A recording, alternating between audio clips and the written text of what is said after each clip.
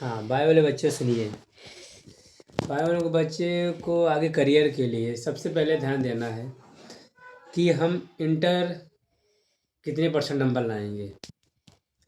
ये बायो वाले बच्चों को सबसे पहले आवश्यकता है कि वो 80 से 85 से 95% नंबर लाएं। इसके लिए बच्चों को क्या करना है, कम से कम वो 3 घंटे पढ़ें। कम से कम वो 6 घंटा उनको पढ़ना 6 अनिवार्य है। घंटा। कम से कम 6 घंटा पढ़ना उनका अनिवार्य है।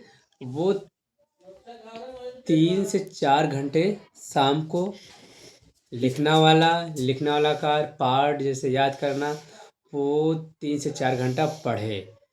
मतलब शाम के 3 से 4 घंटा अनिवार्य ही है। और अब तो पेट के वो अगर फर्स्ट ईयर में है तो भी पढ़ाई करे तो अच्छे नंबर आएंगे इंटर तक। अगर जो बोर्ड इस वाला है तो अब बोर्ड जो आ गया है, अब ये आपको 3-4 महीना बचा है, इसके लिए आपको 6-7 घंटा हर अनिवार्य है कि आप प्रतिदिन पढ़िए। तो आपके नंबर कम से कम 80 से 85% नंबर आएंगे। और पढ़ने का यही नियम है कि आप सुबह 4 बजे से 6 बजे तक 2 घंटा वो आप याद करना कि हम रिवीजन करना। इंटर मतलब के बाद करेंगे क्या बी ए ओ? इंटर के बाद आप जैसे अच्छे परसेंट, पहले आपको यही फोकस करना है कि हम इंटर में, बायो वाले।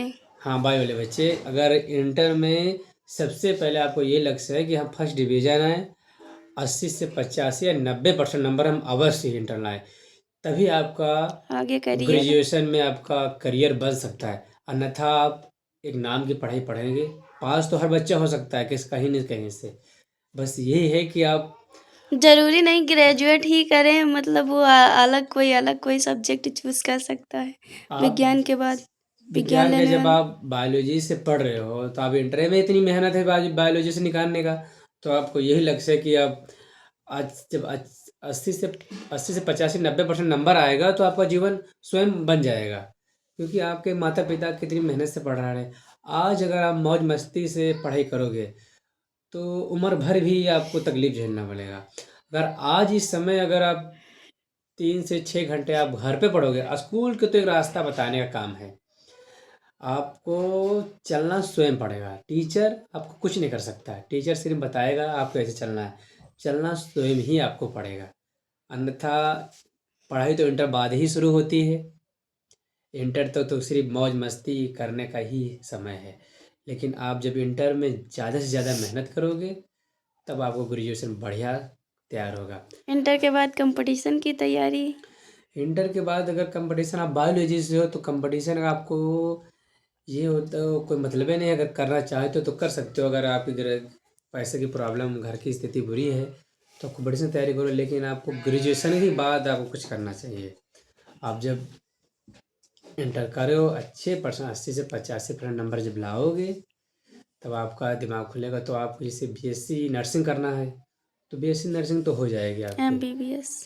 एमबीबीएस के लिए आपको 2 साल, अगर 1 साल अगर अच्छे आपके वाले पे तो 1 साल बाद ये आपको नीट की तैयारी करना पड़ेगा। उसके लिए आपको कोचिंग करना पड़ेगा या स्वयं मेहनत करना। बिना कोचिंग से नीट की निकालना मुश्किल है। उसके लिए जैसे एलन है, लखनऊ में आकाश कोचिंग है, अपने लखनऊ में भी थे, कई कोचिंग प्रकार हैं। तो इसके लिए आपको पहले 1 साल मेहनत करिए और 80 से 85% नंबर आएंगे तो आप नीट की तैयारी करेंगे। नीट की तैयारी जब अगर आप नीट क्वालिफाई कर लिया तो आप एमबीबीएस की एक अंदर पहुंच जाओगे। उसके गवर्नमेंट आपको स्वयं खर्चा पानी, स्वयं आपको कॉलेज मिल जाएगा, कोई खर्चा पानी नहीं। बस आपको नीट निकालना है। नीट अगर निकल जाएगा तो आपके परिवार के, आपके माता पिता को ऐसा मैथ वाले लगेगा। आगे क्या कर सकते हैं?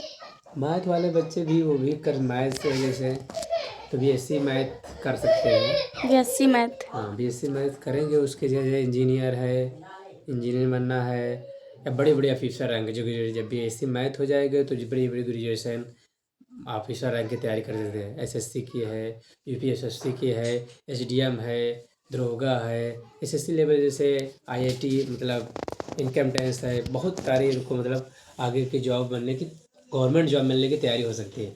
लेकिन सबसे पहले ज़रूरी है कि आप इंटर में कितने परसेंट नंबर लाते हैं, आप इंटर में कितनी परसेंट मेहनत करते हैं।